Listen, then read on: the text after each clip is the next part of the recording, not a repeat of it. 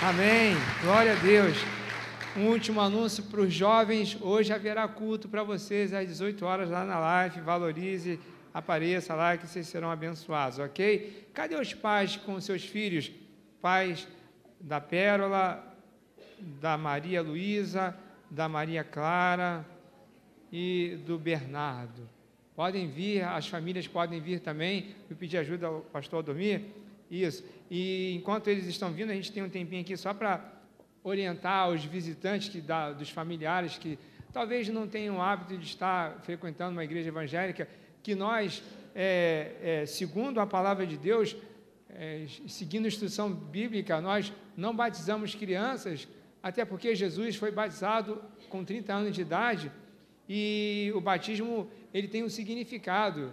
Ele representa o sepultamento da velha criatura, que morre quando uma pessoa aceita Jesus como Senhor e Salvador, e aí a partir daquele dia, ela fica com uma velha criatura insepulta, ou seja, precisa ser sepultada nas águas pelo batismo. E ela faz isso quando ela tem entendimento, conhecimento do certo e do errado, na idade mais avançada. Por isso, crianças, nós não batizamos, mas nós fazemos com elas o que foi feito com o Senhor Jesus.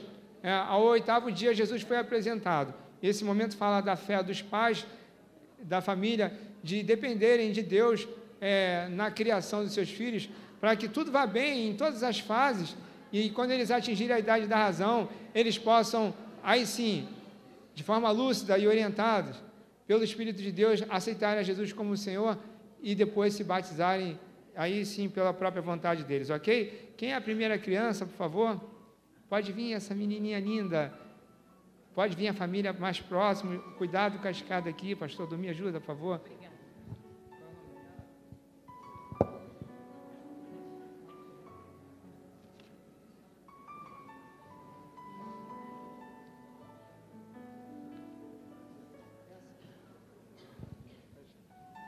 Essa é a Maria Clara. Vou pedir à igreja que fique em pé, vamos orar, vamos estender as mãos para a vida da Maria Clara, para a família. Maria Clara quer pregar. Vamos orar. Pai, obrigado por esse momento tão especial, que não é uma interrupção do culto, não paramos o culto para fazer isso, não. Isso aqui, ó Deus, faz parte do culto ao Senhor, onde, ó Deus, nossos filhos que são numa escala aí de prioridade, depois do Senhor na nossa vida, Pai, nossos filhos, eles são tudo, Pai. E a Maria Clara, Deus, está aqui, não entende o que está acontecendo, está pela vontade dos próprios pais, mas é uma vontade que o Senhor leva em conta, o Senhor leva em consideração, porque fala do desejo deles, ó Deus, de que o Senhor esteja presente na vida da Maria Clara, em todos os momentos da vida dela, em que cada fase que ela venha enfrentar, que o Teu Espírito esteja ajudando, Pai, porque nós temos pés, temos mãos limitadas, braços limitados, tem um alcance limitado, ó Deus, mas o Teu braço forte tem alcance ilimitado, e é isso que nós te pedimos, Pai, seja com a Maria Clara, ó Deus, de forma que o Senhor possa, com a Maria Luísa, Maria Clara mesmo, que o Senhor seja com a Maria Clara, ó Deus, de forma que ela possa, mesmo não entendendo, Pai, não percebendo, mas que sobre ela esteja o Teu poder, a Tua proteção, dá toda a graça aos pais, ó Deus, para que eles possam dar a Maria Clara o que está ao alcance deles, é o amor, o carinho, o sentimento de proteção, para que ela cresça de forma emocionalmente saudável, e que eles possam ser exemplos e terem a palavra do Senhor no lar, para que, quando ela atingir a idade da razão, ela não se desvie do caminho que os pais agora trilham, ó Deus. Abençoa não só os pais, mas cada parente que, de forma direta ou indiretamente, podem influenciar a Maria Clara, e que seja a melhor das influências que nós pedimos. E profetizamos, Pai, que no futuro, na idade da razão, a Maria Clara será uma mulher de Deus, uma jovem de Deus, para a honra e glória do Teu nome. Assim nós oramos e Te agradecemos em nome de Jesus. Amém. Parabéns, Pai. Obrigado. Pode tirar foto aí, fica à vontade, tá? Quem é a próxima criança? Aquela ali? Vem cá.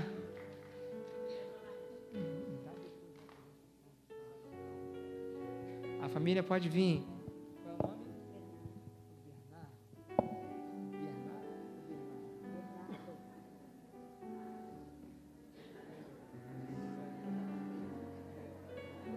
Quantas vezes tem Bernardo? 3.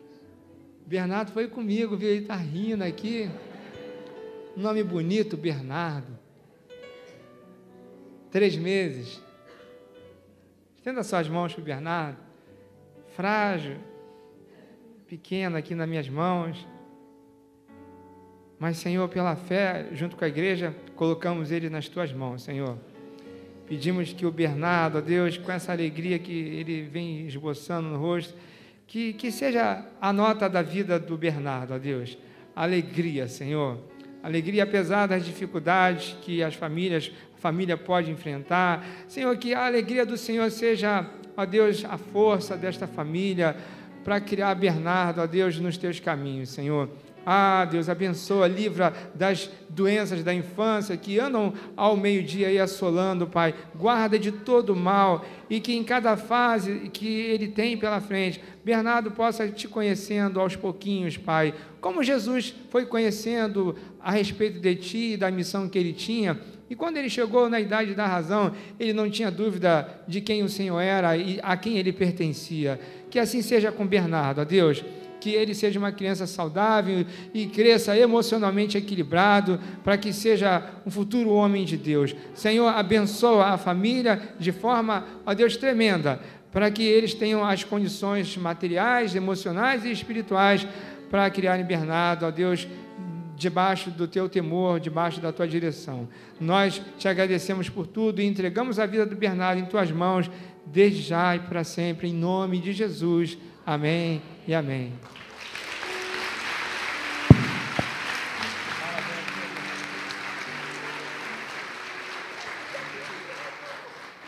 Pode tirar a foto aí, fica tirando foto. Quem é a próxima criança? Essa é a? Maria Luísa. Ah, por isso que eu confundi.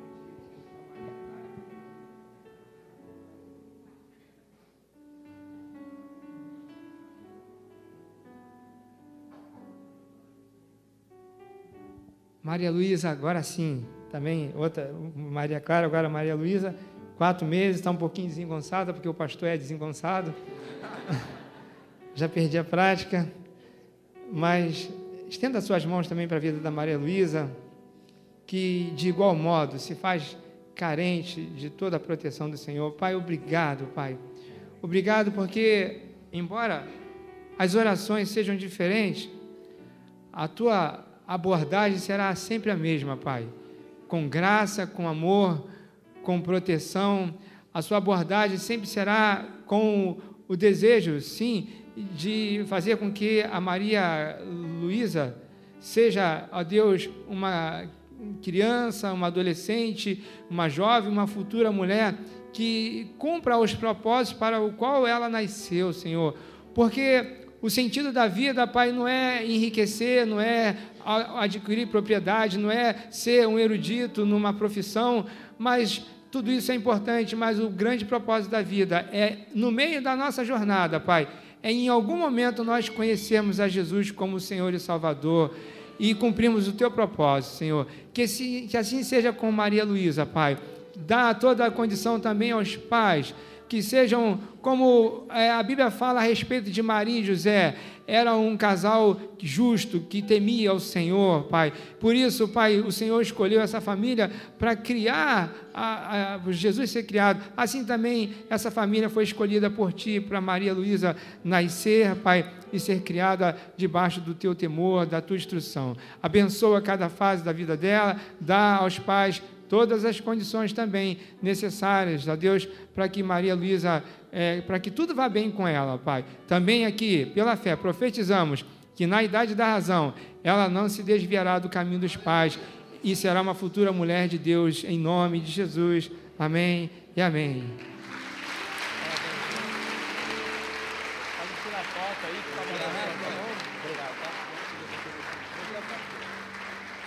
Tem uma quarta criança, está aí?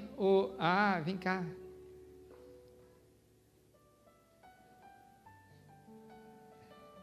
Essa é a...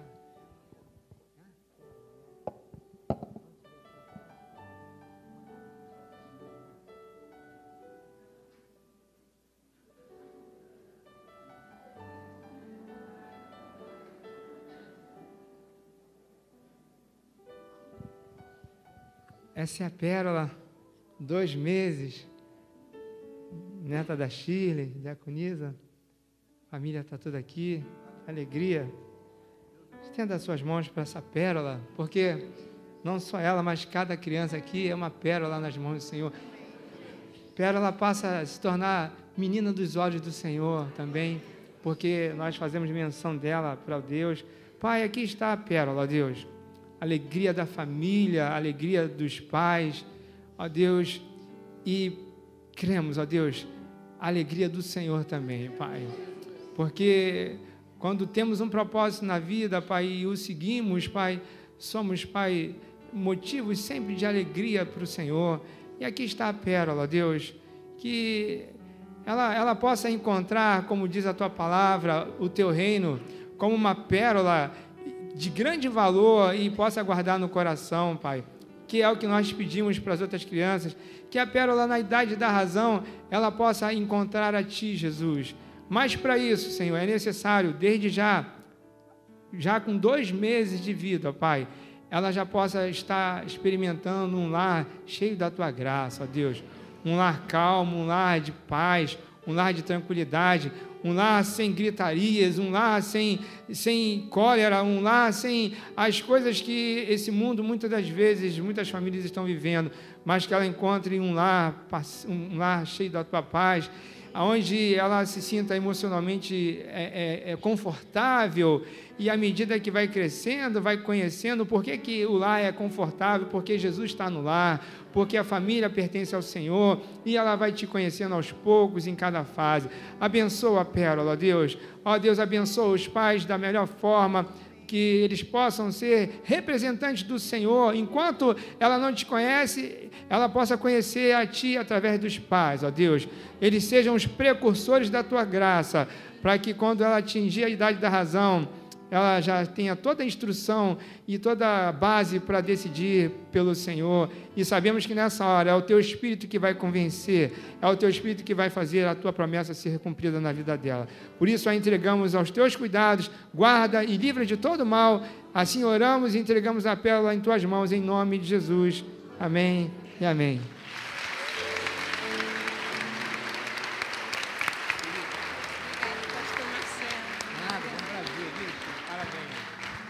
Vocês podem tomar o lugar. Vamos aguardar aqui agora nosso querido pastor.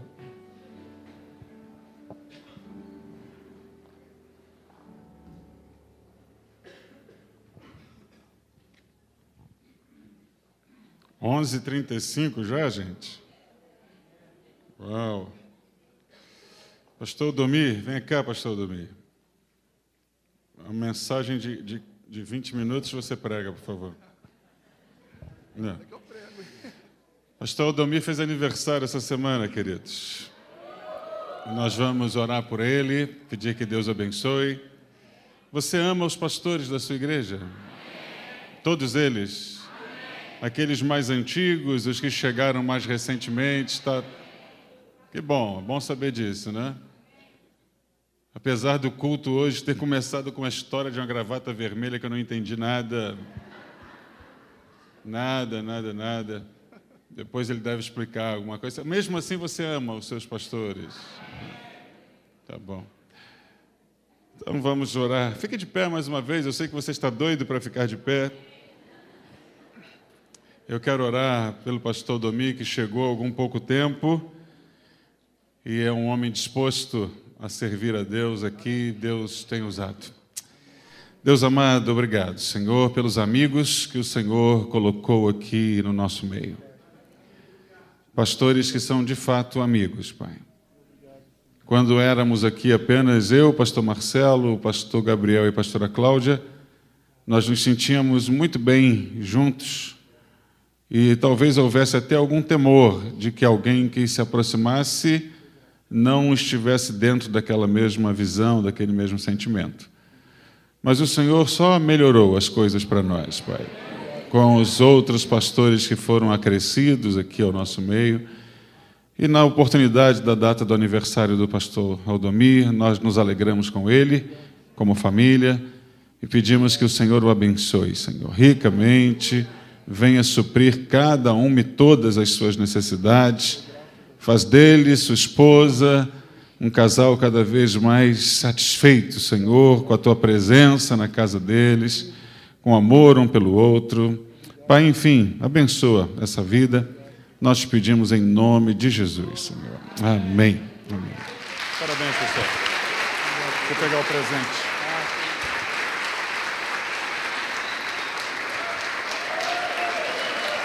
Vou mostrar o que é, peraí.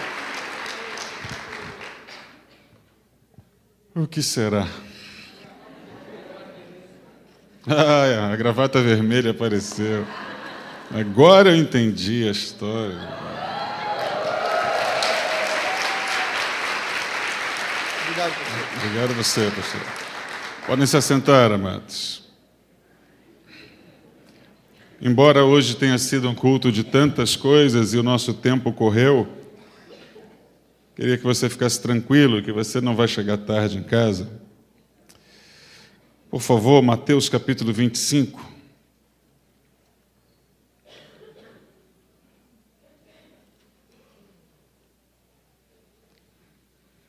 Mateus capítulo 25, um trecho do Apocalipse aqui, do Novo Testamento, né, uma parte apocalíptica, é o final do livro de Mateus. Um texto muito usado por nós aqui na igreja. A Sociedade Bíblica deu o título de O Grande Julgamento, que é aí a partir do verso 31, um texto de um ensino privilegiado para nós, quando Jesus ensina assim: quando vier o Filho do Homem na sua majestade, porque quero lembrá-los que Jesus vem ainda a segunda vez, ele volta, e cremos que está bem próximo essa data. Quando vier o Filho do Homem na sua majestade, todos os anjos com ele, então se assentará no trono da sua glória, e todas as nações serão reunidas em sua presença. E ele separará uns dos outros, como o pastor separa dos cabritos as ovelhas.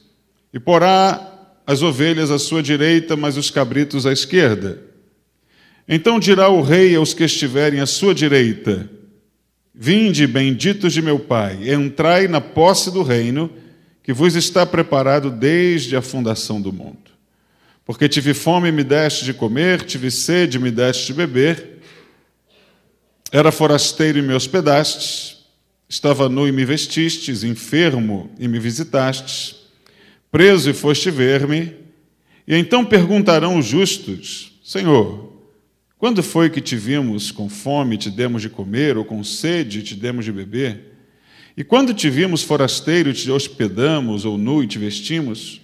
Quando te vimos enfermos e preso e fomos te visitar?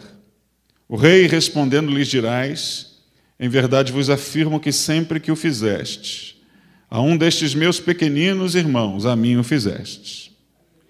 Então o rei dirá também aos que estiverem à sua esquerda: apartai-vos de mim, malditos, para o fogo eterno, preparado para o diabo e os seus anjos. Porque tive fome e não me deste de comer, tive sede e não me deste de beber, sendo forasteiro não me hospedastes, estando nu não me vestiste, achando-me enfermo e preso não fostes ver-me. E eles lhe perguntarão: Senhor, quando foi que te vimos com fome, com sede, forasteiro, nu, enfermo ou preso, e não te assistimos?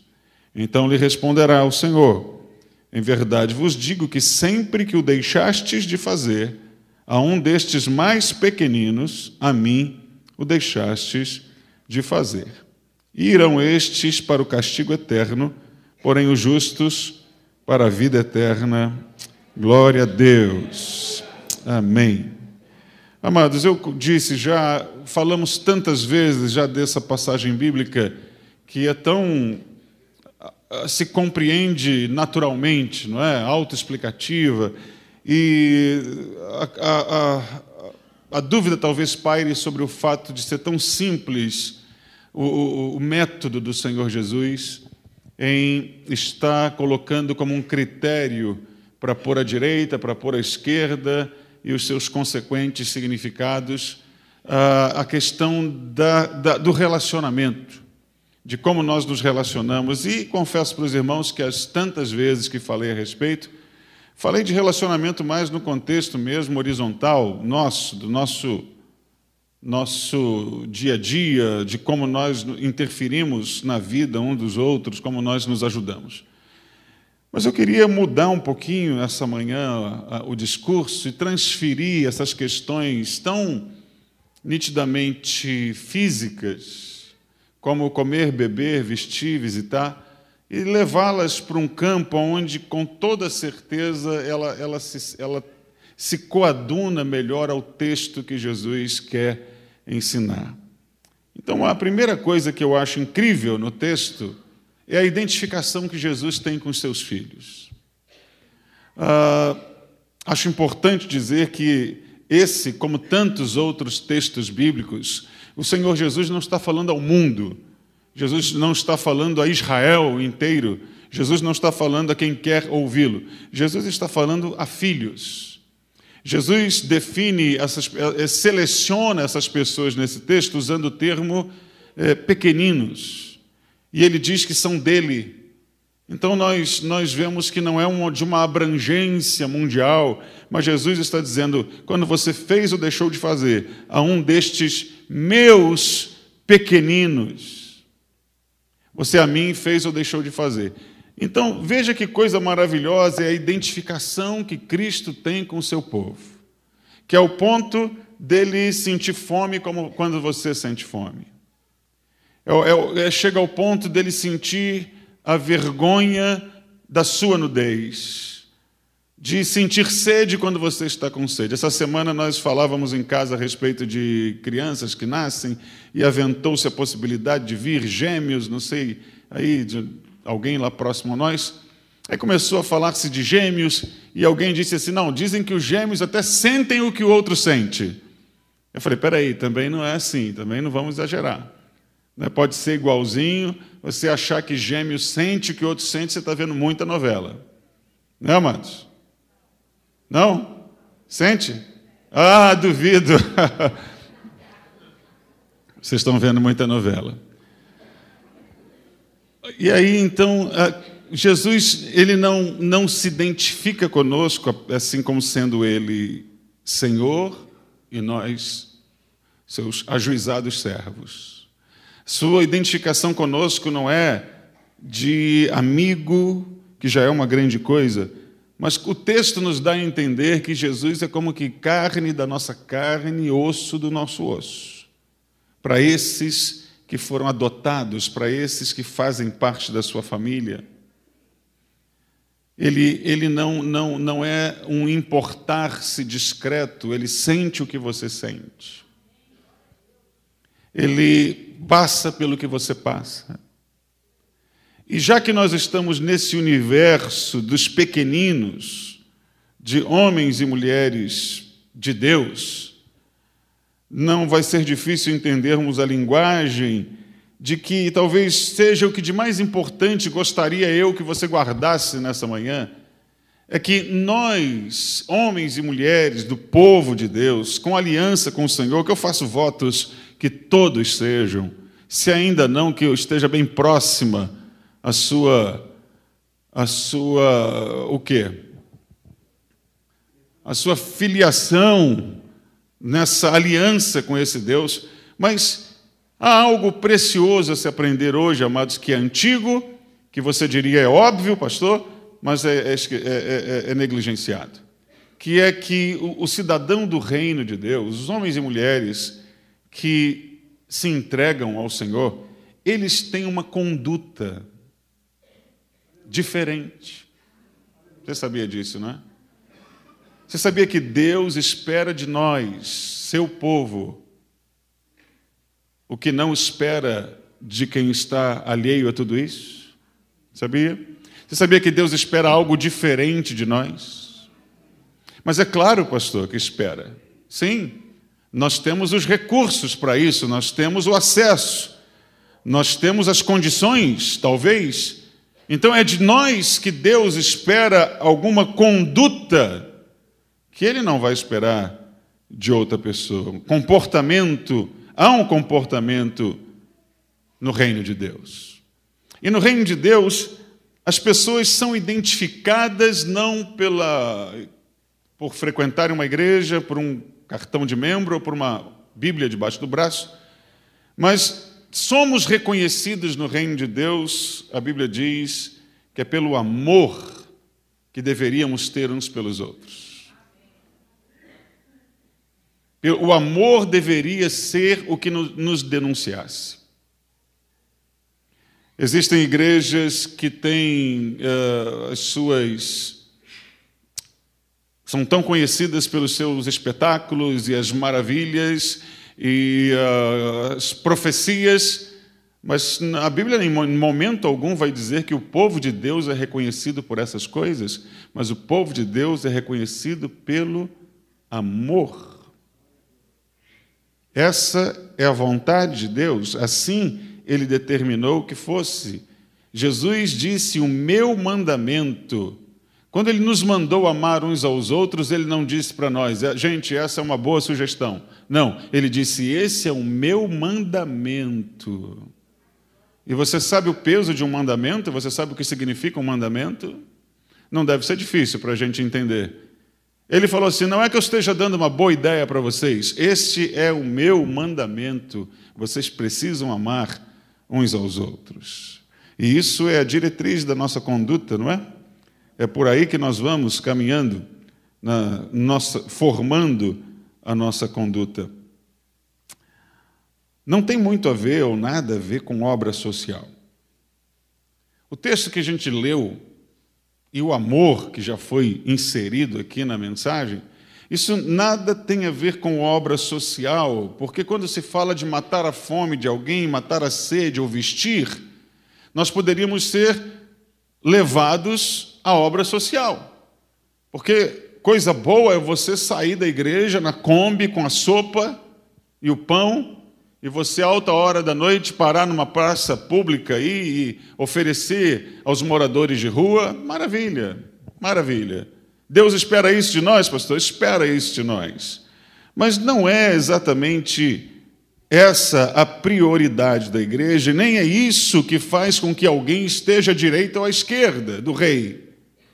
Porque se fosse isso que colocasse alguém à direita ou à esquerda do rei, um rico, generoso, compraria a sua salvação doando um pedacinho do seu rico dinheirinho e comprando alimentos e fazendo a doação de tantas cestas básicas quanto pudesse, e então ele adquiriria a posse do reino. Não, não é. Você sabe que não é. Que talvez seja uma outra história que precise ser mais bem compreendida, que é rico, o Lázaro e rico, porque você vendo o Lázaro e o rico, a história tão conhecida na Bíblia, que o rico vai para o inferno e o Lázaro vai para o seio de Abraão, a impressão que dá é o que leva um para um lado e o outro para o outro é condição social. Está aqui por quê, Lázaro? Porque eu era pobre. E alguém perguntaria ao rico, o que você está fazendo aqui? Eu fui rico, eu tive, o meu bom momento foi lá em cima mesmo, então é isso aqui que me resta. Não. Embora Jesus tenha dito que dos pobres é o reino de Deus, e que dificilmente um rico entraria no reino dos céus, isso não faz com que seja uma regra que todo rico está perdido e todo pobre está salvo. De jeito nenhum.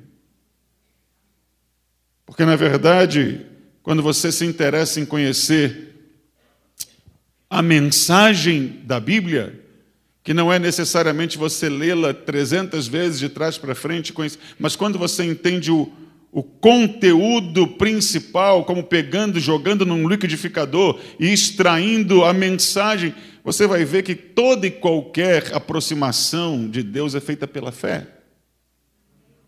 Um rico pode ter muita fé. Um pobre pode ter muita fé. O que interessa ao Senhor é a fé. O que interessa ao Senhor é o amor. Lembra do finalzinho do Salmo 91? Porque a mim se apegou com amor.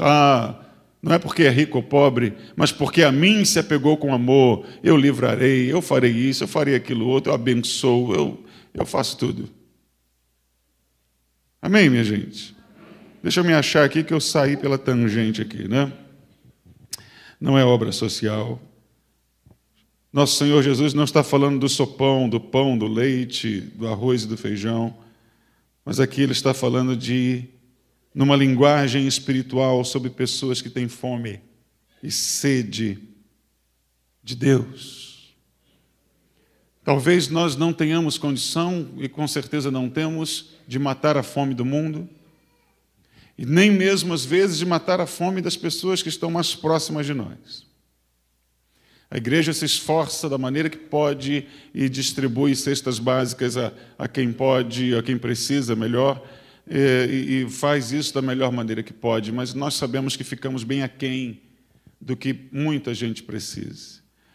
Mas, amados, nós podemos ser instrumentos de Deus para matar a fome e a sede espirituais, que é o que de principal a igreja tem por motivação. Jesus disse lá no Sermão do Monte, em Mateus 5, ele disse: bem-aventurado as pessoas que têm fome e têm sede de justiça, porque elas serão fartas. O assunto não é leite, pão, carne, feijão, arroz, mas nós estamos sim, ele também está nos ensinando a respeito do pão da vida, daquele que mata a fome que alguém tem de Deus. E Jesus, quando fala que sente fome e sede, e volto a lembrar a vocês em que ambiente nós estamos quando ele está se comunicando e passando a informação. Ele não está com o microfone na mão, num estádio, dizendo a quem quiser ouvir, mas ele está em família, e em família ele vai dizer que em família, dentro da sua própria casa, no meio dos seus, ele sente ou sentiu fome e sentiu sede. E não há lugar pior para você sentir fome e sede do que dentro da própria casa.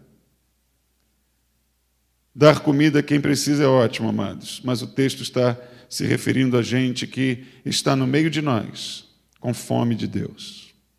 Isso é terrível. Existem pessoas que estão na igreja com fome e sede de Deus. Uma pessoa disse ao bispo há muito tempo atrás: bispo, eu passei 40 anos numa determinada igreja e vim para a igreja de Nova Vida, e aqui em poucos meses eu descobri coisas que eu nunca soube em lugar nenhum. Essa senhora, ela disse não saber do que há de mais básico que nós todos devemos saber, que o nosso Deus perdoa pecados. Então ela diz que os seus 40 anos de ignorância espiritual e de ignorância do local onde ela se encontrava também, não a libertaram, não mataram a sua fome básica de perdão de pecados. E ela era muito grata, dizendo: eu sou muito grata a Deus por ter encontrado essa igreja, porque aqui eu aprendi que o Senhor Jesus perdoa os meus pecados. Tem gente com fome de perdão de pecados. Verdade? Ou não? Sim. Existem pessoas com fome de perdão de pecados, com sede de conhecimento de Deus. Deus espera de nós, se você é um membro desta igreja, se você é um membro do corpo de Cristo, Deus espera de nós que nós sejamos pessoas que alimentem. Você não vai precisar nem botar a mão no bolso, que lhe dói tanto. Mas alimentem. Ajude a pessoas a terem a sua fome de Deus matada, sua sede dessedentada. O nosso Deus conta conosco para isso, amados. Quando, depois de Pedro ter negado Jesus, e no encontro que ele tem depois com Jesus, você vai lembrar, porque é outro assunto muito falado desse púlpito, Jesus está ressuscitado já na praia, Ele mesmo tem uma fogueira acesa, ele tem pães na brasa, ele tem alguns poucos peixes ali. A história lá do final do livro de João vai dizer que vai os discípulos passando num barquinho novamente, 120 metros da praia, e Jesus grita: ei, filhos, vocês têm alguma coisa aí para comer? Aí de lá do barco vem a voz que diz assim: passamos a noite toda aqui pescando, não temos nada. Aí Jesus daqui da praia vai dizer: joga a rede à direita. Aí alguém lá no barco disse assim: conheço essa história, já ouvi isso antes. João, claro, né? E o João vira-se para o Pedro para dizer assim: sabe aquele que está lá na praia falando com a gente? É o Mestre, é o Senhor Jesus. Pedro fica louco. Pedro tinha uma dívida. A última vez que viu Jesus foi em silêncio, um pouquinho antes de morrer, e ele negando e blasfemando no rosto de Jesus. Pedro se desespera, se joga na água, nada na direção do Senhor Jesus, para chegar lá e ter uma conversa que a gente não faz ideia do teor da conversa, que a Bíblia não registra. Pedro não quis deixar registrado o que foi que aconteceu. Mas nós somos capazes de imaginar um homem que ama a Deus, com um débito do tamanho que tinha. Ali havia um homem que deve ter chegado já se ajoelhando para pedir perdão. E o que nós temos do Senhor Jesus como relato é Jesus perguntando a ele também 3 vezes: você me ama, Pedro? Amo, Senhor. Pedro, você me ama? Amo, Senhor. Pedro, você me ama? Tu sabes que eu te amo, Senhor. E dali, e todas as vezes que Jesus pergunta se ama ou não, Jesus dá uma ordem que é: apacenta as minhas ovelhas. O que quer dizer? Alimenta. Alimente as minhas ovelhas. Jesus não virou para Pedro para dizer assim: Pedro, faça um espetáculo muito atraente para que eles se sintam atraídos pela minha imprescindibilidade e não me rejeitem jamais. Pedro, faça coisas esplendorosas, faça chover fogo. Jesus disse a Pedro: alimenta, porque elas estão com fome e com sede. É inadmissível, mas existe ainda nos dias de hoje as pessoas que estão na igreja com fome de Deus. Os irmãos vão perdoar a falsa modéstia, mas quantas foram as vezes que eu não ouvi, e não vou negar que fiquei um tanto quanto orgulhoso da coisa. Foram muitas as vezes que eu ouvi pessoas dizendo: pastor, eu estava na igreja tal, e na igreja tal, eu não aprendi, não entendi. Eu vim para cá, pastor, parece que um horizonte se abriu diante dos meus olhos. Eu não estou aqui, Deus sabe, para falar mal de igreja e nem bem da nossa. Estou contando verdades para vocês de que existem pessoas que estão em igrejas com uma fome de Deus, com uma sede de Deus. O bispo Roberto Macalister contou que um certo bispo famoso chegou-se para ele no início da carreira para dizer assim: bispo, a gente faz tudo, a gente bota os demônios para correr, a gente expulsa todo mundo, mas eu precisava da sua ajuda, porque depois que a gente bota os demônios para correr, a gente não sabe o que vai pregar para as pessoas. E depois que bota os demônios para correr, as pessoas têm uma fome de Deus. Precisam tanto saber de Deus. Quem está comigo? Me entende? Fome e sede do Senhor é fome e sede espiritual. O que levamos é o pão da vida. Embora a igreja deve estar envolvida na ação social, não é a prioridade da igreja. A prioridade da igreja não é levar feijão com arroz. A prioridade da igreja é levar o pão da vida. Saiba disso. Em outro momento, Jesus vai dizer: eu fui forasteiro, eu estive forasteiro. Quando é que Jesus esteve forasteiro? Não, você não entendeu. É que o nível de cumplicidade, o nível de relacionamento com um dos meus pequeninos é tamanho que quando ele está, eu também estou, que quando ele sente, eu também sinto.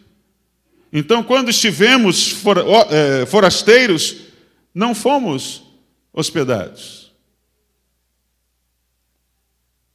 Existem pessoas, amados, que a igreja é um ambiente estranho para elas. Uma das coisas que uma igreja deve investir é em ter boas pessoas na recepção da sua igreja. Quando essa igreja começou no cinema, alugado, há muitos anos atrás, eu não sei explicar exatamente porquê, mas era uma das nossas preocupações, receber bem. Receber bem. Sabe por quê? Porque é muito bom, é uma coisa assim como que lógica. Você ser bem recebido num lugar que você não costuma estar, faz com que você se sinta mais à vontade. Não é? É uma coisa óbvia. Mas no reino de Deus, não é só por causa dessa questão óbvia. É porque no reino de Deus as pessoas têm que se sentir de casa. No reino de Deus, o Deus da casa, o Deus do reino, não admite que ninguém se sinta estranho, estrangeiro. Ele quer que todos se sintam acolhidos, se sintam bem em casa. Deus deseja isso. E, amados, seria uma tremenda culpa nossa não atentarmos para isso que Deus deseja e não apenas capricharmos na recepção que nós possamos dar às pessoas, fazer o melhor que pudermos fazer, mas durante a nossa caminhada, nós estarmos atenciosos de que maneira nós podemos ser úteis às pessoas. Não pense você que eu estou aqui, nesta manhã, ocupado em falar da constituição da igreja, de como nós devemos... Não, eu estou falando de Bíblia. Eu estou falando do coração de Deus. Quem não quer ver alguém rejeitado no canto é Deus, não somos nós. É Ele quem está preocupado com o que se sente estrangeiro. Qual foi o termo mesmo? Estrangeiro? Forasteiro. Deus não quer. Deus quer família, Deus quer que todos estejam. Recentemente eu ouvi alguém comentando a respeito da sua igreja, dizendo, não, o pessoal lá se levanta, vai embora, ninguém conhece, e chega, ninguém fala, e a gente quer provocar umas comunhão e vamos fazer lá um negócio para ver se... Tem que haver. Igreja não pode ser um lugar seletivo. A igreja tem que deixar todos à vontade onde estão. Que bom que você concorda comigo, amados. Ricos e pobres. Se na nossa igreja tem ricos, você nem sabe, né? Porque eles fazem questão de estar misturados. Não tem tribuna de honra para eles. Não tem cadeiras especiais. Isso é bom? Não tem. Dizem que na África do Sul, o bispo Roberto também na África do Sul, ele entrou numa igreja de brancos, porque na África do Sul tem igrejas de brancos, igrejas de negros. Nos Estados Unidos também, em alguns estados. E na igreja de brancos, na África do Sul, o bispo Roberto falou que se um negro entrasse naquela igreja e não se sentisse em casa, aquela não era uma igreja de Cristo. E para a época que foi pesado. Mas verdade. Assim como na Índia, um jovem hindu entrou desavisadamente pelas portas de uma igreja evangélica e um diácono barrou na porta dizendo, isso aqui é igreja de ingleses. Isso aqui é igreja de ingleses brancos. Não é para você não, meu filho. E o rapazinho virou as costas para nunca mais voltar numa igreja evangélica. O nome dele era Gandhi. Gandhi foi procurar Jesus. Gandhi teve fome e sede de Deus. Disseram a ele que era na igreja evangélica que ele mataria a sua sede. Ele foi. Mas quando chegou na igreja, havia ali na igreja um representante do diabo. E não se enganem que algumas têm. Ou em todas. Tem. Ô, ô, ô, ô! Isso aqui não é para o teu bico, não, meu amigo. Jesus ficou difícil para Gandhi. Teve que procurar outras maneiras. Quando o Senhor Jesus fala de estar nu, reclama de que se sente nu, porque se tem um dos seus pequeninos se sentindo nu, ele também se sente nu, e reclama de ninguém ter feito algo para cobrir, para vestir. E se você não sabia, a nudez na Bíblia ela quase sempre está associada à vergonha. E não há texto talvez mais emblemático para falar da vergonha da nudez quanto Gênesis capítulo 9, quando depois de Noé fazer o estardalhaço todo que fez, depois de Noé ser o protagonista de uma festa impressionante, de uma chuva que nunca se viu igual, de animais que se dirigiam sozinhos para dentro da arca, de gente que fazia pouco caso dele, aquela história toda que você conhece. Risque o filme do... Como é que é o nome do ator?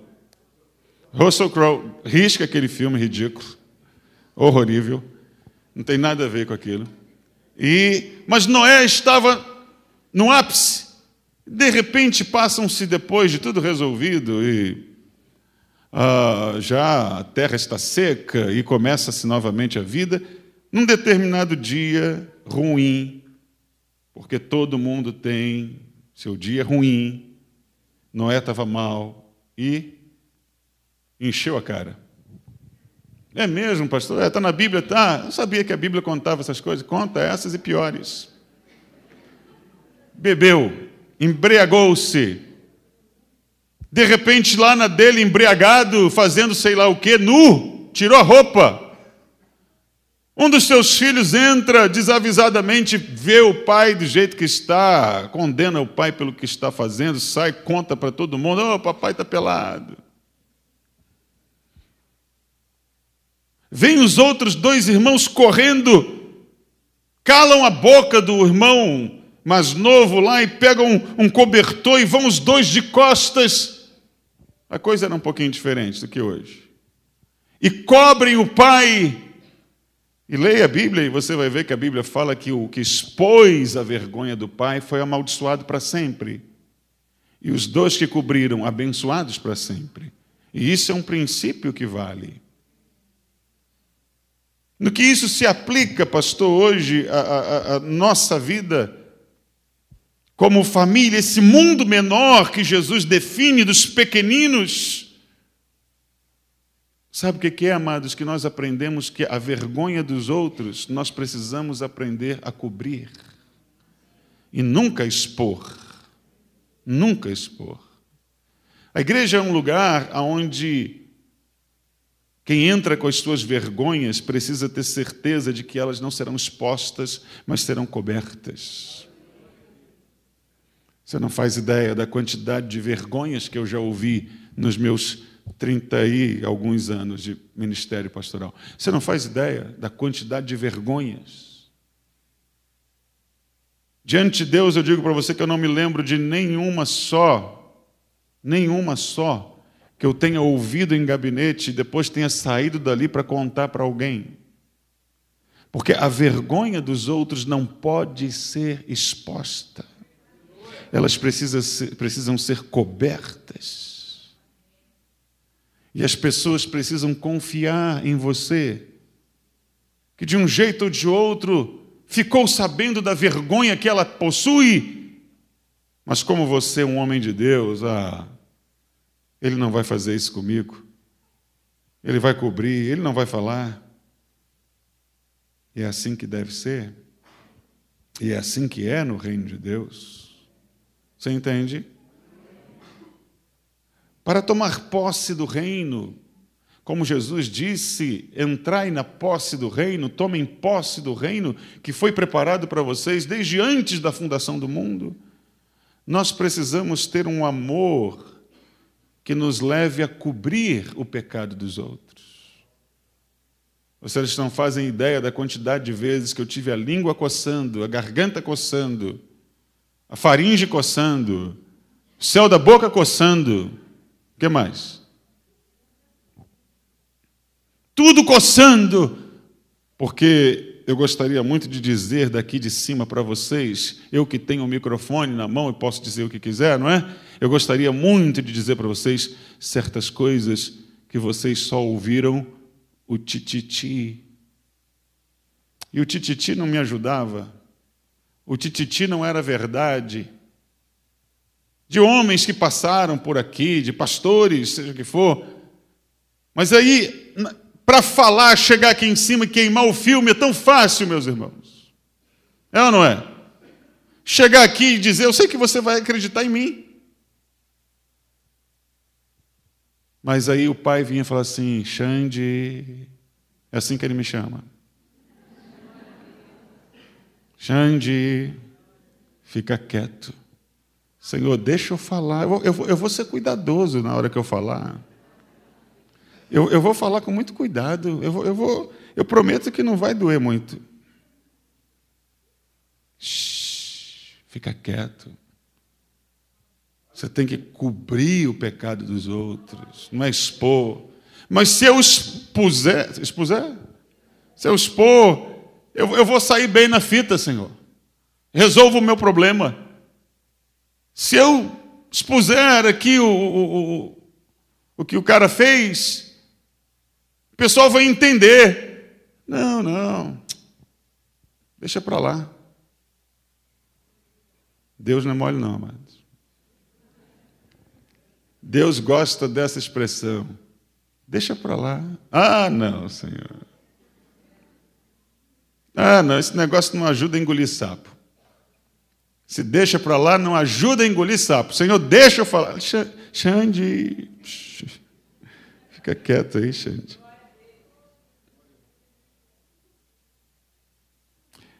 Estive enfermo e vocês não foram me ver. Sabe uma coisa interessante que o texto fala para a gente? Não é assim, estive enfermo e vocês não foram me curar. Não. Quem vai ver o enfermo não tem a responsabilidade de curá-lo.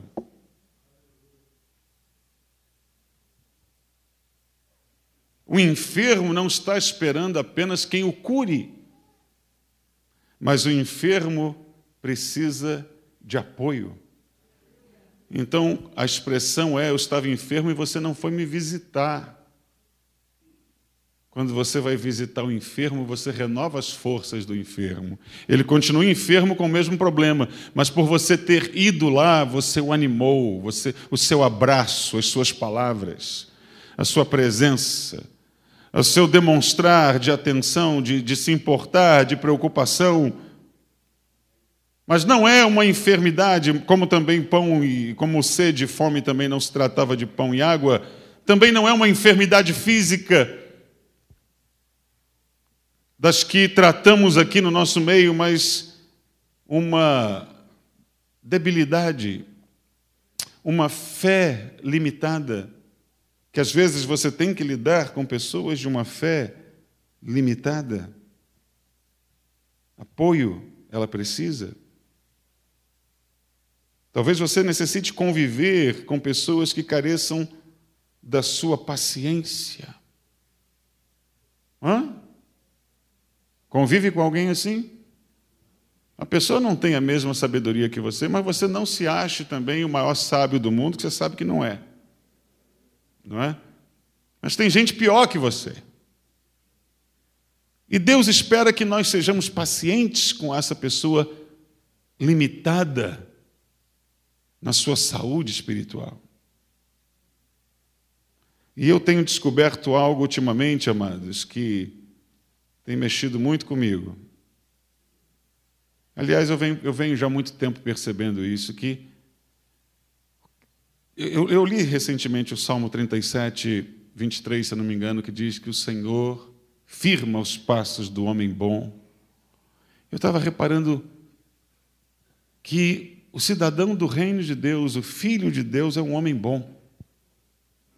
E o homem bom não é exatamente talvez aquilo que você imagine a princípio, mas no Salmo tem umas descrições ali do que poderia ser considerado o homem bom. Mas eu concluí que o homem bom é aquele que é afetado pelos efeitos da palavra e da vontade de Deus. Que não tem orgulho de tudo na vida. Existem algumas páginas da minha vida que eu não tenho orgulho delas. Mas eu tenho orgulho, amados, de amar ao meu Deus. Sabe? De amar ao meu Deus como eu amo o meu Deus. E de procurar com todas as minhas forças viver o que precisa ser vivido. Porque eu descubro a cada dia que passa que não é você ser alguém que dedique tanto tempo em oração a Deus, não é você ser uma pessoa que dedique-se a conhecer a Bíblia de trás para frente. Pastor, a gente pode abolir isso da nossa vida? Não, não pode. Mas não é isso que faz você o homem que Deus quer que você seja. Porque conheço pessoas que conhecem a Bíblia e oram demais, mas na hora de viverem a sabedoria que a Bíblia traz, não tem. Na hora de responder a marido, mulher, filho, avó, mãe, a colega, não tem, não sai. Do que adiantou ali um mergulho tão profundo nas Escrituras Sagradas e horas de conversas com o Senhor, se não foi afetada pelos efeitos do reino?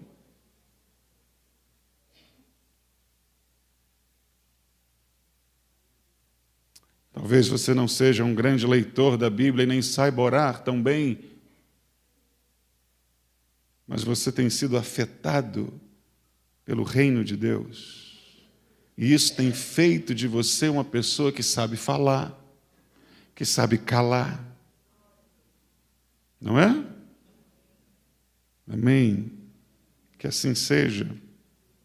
Porque nós, enfermos, nós, limitados, nós precisamos muito da paciência de Deus e da paciência de muita gente. Você também não faz ideia de quão paciente um pastor precisa ser. Né, pastores? Está tudo fazendo assim aqui na frente, ó.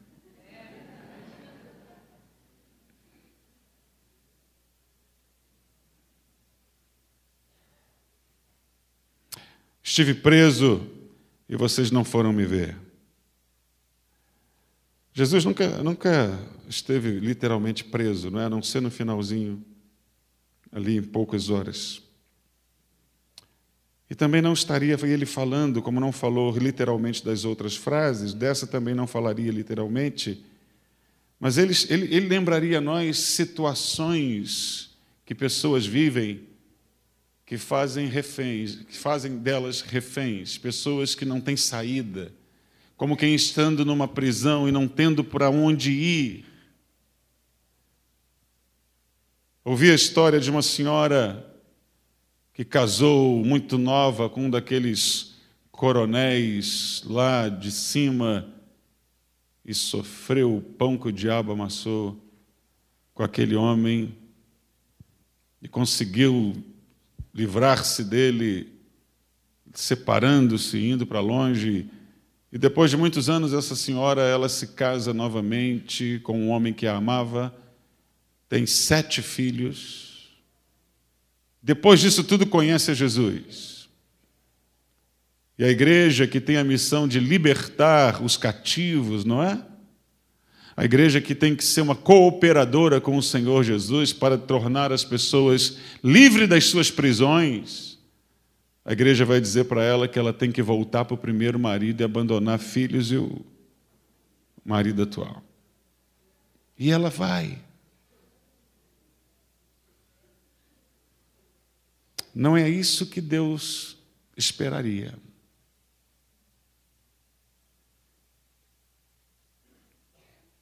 Para Deus, com toda certeza, o marido atual e os 7 filhos eram a família daquela mulher. Mas mais um mensageiro do inferno dentro de uma igreja. Dentro da igreja tem muito satanista, minha gente. Usado pelo diabo mesmo, para a boquinha ali, ó, afasta todo mundo. Aqui não tem.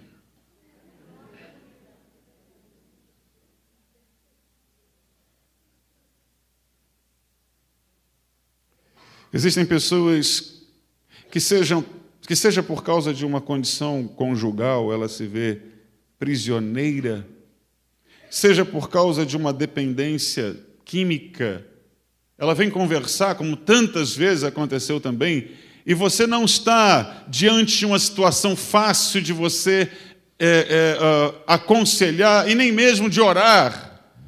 Não é uma coisa tão simples como o outro problema da irmã que veio aqui precisando de orar por uma doença de pele. Não. Era um negócio esquisito, era uma coisa que você sente uma pressão de uma prisão, de coisas que parecem não ter saída. Quantas vezes eu não orei com pessoas aqui e eu me perguntava a Deus, Senhor, qual é a saída para isso? Qual é a saída para isso? Eu não vejo saída para isso. Uma senhora me procurou uma ocasião, que já disse isso na igreja também. Ela ainda é membro da igreja, está bem idosa, ela, sempre a vejo aqui. Ela me procurou um dia, há muitos anos atrás, chegou, o gabinete era ali na frente ainda, falou, pastor, estou na mão dos agiotas, pastor. Eu estou com problemas, eu tenho que levar 5 mil reais, pastor. Mas ela disse, eu não vim pedir dinheiro, pastor, eu vim pedir oração. Mas, amados, a gente quando vê uma pessoa da igreja na situação que está, sob ameaça, você quer botar a mão no bolso, mas não havia como. Não tenho, minha irmã, eu queria tanto poder falar, não, pastor, eu queria que eu orasse por mim. E eu fiz a oração mais incrédula de toda a minha vida. Admito, confesso. Fiz a oração mais incrédula de toda a minha vida, estava esperando alguém ligar dizendo quando seria o sepultamento dela. Ninguém ligou. No próximo culto, vem a irmã, está na fila das ofertas, vem ela. Entrega um envelope, com a mesma cara tranquila que estava no gabinete aquele dia. Entrega o envelope e fala assim, pastor, que Deus ouviu a nossa oração. Ela trouxe um dízimo que era 3 vezes o valor que ela precisava. De dízimo. O que aconteceu? Ela não se incomodou em me dizer, e eu não merecia ouvir. Quantas vezes a oração da gente é sem fé nenhuma, por quê? Porque é prisão, não tem saída, você olha por todos os lados, não tem porta. É o homossexualismo, a pessoa que quer se libertar de coisas que não vê saída. Nós não vemos saída, amados, mas essas pessoas precisam contar com o nosso amor. Jesus disse, ame, e essas pessoas precisam contar com o nosso amor. Verdade? Eu sugiro para essa noite, essa manhã, que o juiz do universo ainda não veio fazer o grande julgamento.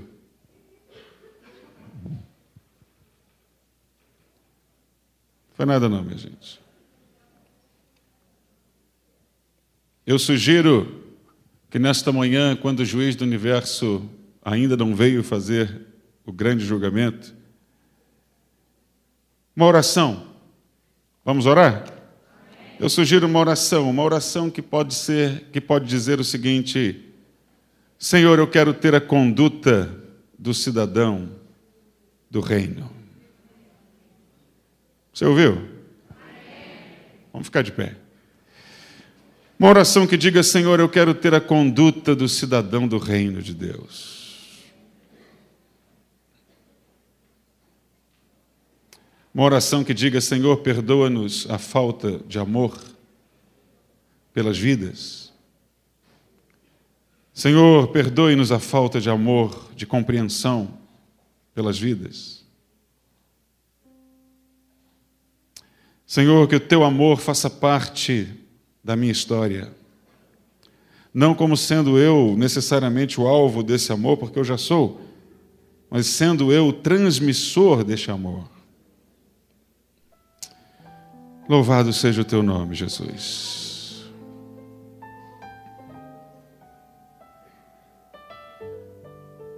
Nós chamamos a Deus. Nós aprendemos na tua palavra que amar a ti implica em amar ao próximo. E nós não temos como resolver a fome de todos nessa cidade, mas talvez a fome de Deus, a sede de Deus que as pessoas que entram nesse lugar tenham, seja nossa responsabilidade. Não só do pastor, mas do irmão que percebe. Do irmão que percebe. Daquele que se aproxima. Ele não faz ideia da reação que a pessoa vai ter, mas ele quer ser usado por Deus. Ele quer ser útil de uma forma sábia. Pai, em nome de Jesus, nós pedimos, Senhor, usa-nos. Usa-nos. Nós queremos ser úteis ao teu reino, Senhor amado. E repito, queremos a conduta do cidadão do reino de Deus. A conduta é a forma com a qual se vive. Cidadão do reino de Deus tem um jeito de ser. Ele ama as pessoas. Em nome de Jesus, nós queremos isso. Nós queremos levar o pão da vida e a água viva para quem tem sede de ti. Nós queremos visitar o enfermo e o preso e cobrir a vergonha do nu, porque o Senhor espera isso de nós. Você crê comigo nisso? Sonda-me, Senhor, e me conhece. Quebranta o meu coração, transforma-me conforme a tua palavra e enche-me até que em mim se ache só a ti. Então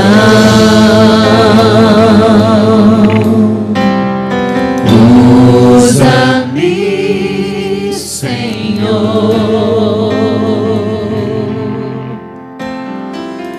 usa-me como um farol que brilha à noite, como ponte sobre as águas, como abrigo no deserto, como flecha que acerta o alvo. Eu quero ser usado da maneira que te agrade, em qualquer hora e em qualquer lugar. Eis aqui a minha vida, usa-me, Senhor, usa-me Como um farol que brilha à noite, como ponte sobre as águas, como abrigo no deserto, como flecha que acerta o alvo. Eu quero ser usado da maneira que te agrade, em qualquer hora e em qualquer lugar. Eis aqui a minha vida, usa-me, Senhor, usa-me. Jesus, obrigado por essa manhã na tua casa. Que o teu povo saia daqui carregando algo precioso, ó Deus. Que o teu povo tenha ouvido coisas aqui, Senhor, que tenha sido de relevância para ele. Cada um de nós, Senhor, pode ter percebido algo, pescado algo, e disse para si mesmo: com isso aqui Deus está falando comigo. Que assim seja, meu Deus, e que os efeitos da Tua palavra venham produzir os resultados, Senhor, que costumam produzir. Senhor, saímos daqui todos hoje com um desejo comum. Queremos ter a conduta do reino de Deus. Queremos nos conduzir como se conduzem os filhos de Deus. Queremos o comportamento daqueles que são eleitos no Senhor. Ajuda-nos, porque não é tarefa fácil. Precisamos do Teu Espírito Santo para isso. Em nome de Jesus, que a igreja diga amém. Amado irmão, peço que você cumprimente alguém perto de você com alegria. Deseje uma semana de paz. Até logo mais às 18 horas. Deus abençoe a todos.